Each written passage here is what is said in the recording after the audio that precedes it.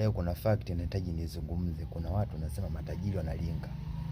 Kwa maana tajiri ni hofu yake kubwa ni kuwa maskini, na maskini hofu yake kubwa anataka kuwa tajiri. Kwa maana hapo kuna maisha yapo balance, kuna vitu vipo balance. Kwa sababu tajiri ili umchezee yeye, sio vitu vyake. Kwa maana tajiri dakika za mwisho unamuona anakuwa katili kwa sababu hataki kurudi nyuma kwenye ule umaskini. Kwa maana hofu ya tajiri ni kurudi kuwa maskini. Ndio kitu hicho yeye hataki, anataka kuendelea kusonga mbele. Na maskini anaanza kusema tajiri kwa kujipata na jiona. So hivyo mtu lazima unavyotafuta kitu lazima uwe na lengo na kitu ndipo upate kitu.